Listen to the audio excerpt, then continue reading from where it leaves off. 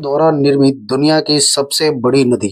दुनिया भर में इस्लाम के जन्मदाता सऊदी अरब कभी कच्चे तेल, प्राकृतिक गैस और ऊंचे ऊंचे बिल्डिंग के लिए जाना जाता था, लेकिन अब सऊदी अरब टेक्नोलॉजी में भी बहुत कमाल कर रहा है।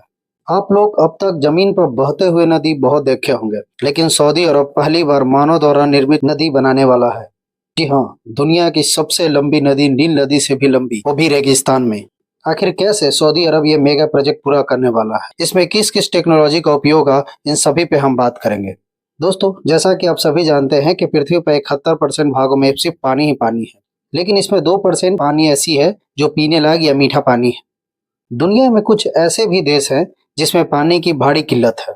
सऊदी अरब उन्हीं देशों में शामिल है जहां ना तो एक भी नदी है और ना ही कोई मीठे पानी का सोर्स है। ये देश अपनी पानी की जरूरतों को दूसरे देशों से इंपोर्ट करके पूरा करता है। लेकिन इस मेगा प्रोजेक्ट के बाद सऊदी अरब न सिर्फ अपनी पानी की जरूरतों को पूरा करेगा, बल्कि इंडस्ट्री और एग्रीकल्चर को भी बूस्ट करेगा। सऊदी अरब के सरकार ने रेगिस्तान में पाइपलाइन के जरिए एक नदी बनाने की योजना बनाई, जिसकी लंबाई 12,000 किलोमीटर से भी अधिक होगी। सऊदी अरब ने नए नए टेक्नोलॉजी का उपयोग करके रेगिस्तान में खेती करके पहले ही दुनिया को चौंका दिया है।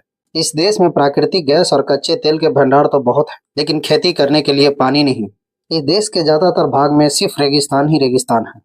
शुरू में कुछ अंडरग्राउंड वाटर से थोड़ा पानी निकालने की कोशिश की गई, लेकिन नदियों और प्राकृतिक बारिश की कमी से इस रेगिस्तान बंजर भूमि पे अंडरग्राउंड वाटर रिचार्ज नहीं हो पाया, जिसके वजह से अंडरग्राउंड वाटर भी जवाब देने लगा।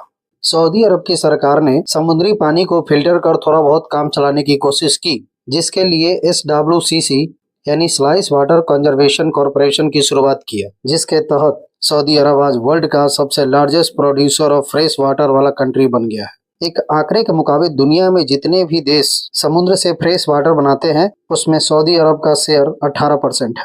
इन तमाम प्रयासों के बावजूद सऊदी अरब अपनी एग्रीकल्चर और इंडस्ट्री को पानी देने में कामयाब नहीं हो पा रहा है। इसके साथ ही सऊदी अरब सरकार ने अपनी देश में मिलने वाली पानी की सब्सिडी को भी खत्म कर दिया, जिससे घरेलू यूज के लिए पानी तो सस्ता रहा, लेकिन एग्रीकल्चर और इंडस्ट्री के यूज के लिए पानी बहुत महंगा हो गया। हालांकि इस समस्या को हल करने के लिए सऊदी अरब सरकार ने ड्रिप इरिगेशन सिस्टम का शुरुआत किया। ड्रिप इरिगेशन सिस्टम ये खेती में यूज होता है, जिसमें फसलों के जड़ों में बूंद बूंद कर पाइप के जरिए पानी को पहुंचाया जाता है, जिससे कम पानी में भी फसल की पैदावार अच्छी हो सके। साथ ही सऊदी अरब सरकार ने वैसे फसल वाले खेती को बंद कर दिया जिसमें पानी की मात्रा ज्यादा लगती हो, और उसे अपने देश में उत्पादन करने के बजाय दूसरे कंट्री से इंपोर्ट करना शुरू कर दिया। इन तमाम प्रयासों के बावजूद सऊदी अरब में पानी की किल्लत जारी है। सभी समस्याओं को देखते हुए मोहम्मद बिन सलमान ने विजन 2030 की शुरुआत की, यानी जो उनकी इकोनॉमिक कच्चे तेल और प्राकृतिक गैस पे डिपेंड है, उसे एग्रीकल्चर, इंडस्ट्री और टूरिज्म पे शिफ्ट किया जाए। इसके लिए उन्होंने एक योजना बनाई, जिसके तहत टूरिज्म सेक्टर को बढ़ावा देने के लिए सऊदी सरकार ने कई रिहायशी इमारतों का निर्माण करवाया और अपने देश में कई कानूनों में भी बदलाव किए, जिससे कि ज्यादा से ज्यादा टूरिज्म को सऊदी अरब की ओर आकर्षित किया जाए। साथ ही इंडस्ट्री और एग्रीकल्चर को बूस्ट करने के लिए एक आर्टिफिशियल रिवर बनाने की शुरुआत की।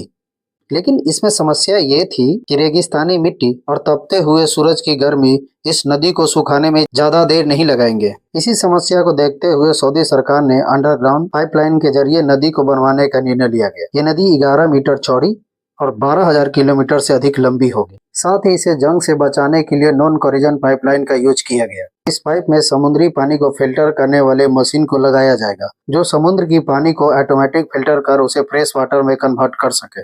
इस नदी के पानी को सऊदी अरब के हर इलाके में पहुंचाने का प्लान है। इस नदी के द्वारा 9 लाख क्यूबिक मीटर से ज्यादा पानी हर सऊदी अरब को प्रोवाइड करेगी, जिससे वहां की इंडस्ट्री को पानी की समस्या को खत्म किया जा सके और सऊदी अरब के रेगिस्तानी मिट्टी को हरी भरी खेतों में बदला जा सके।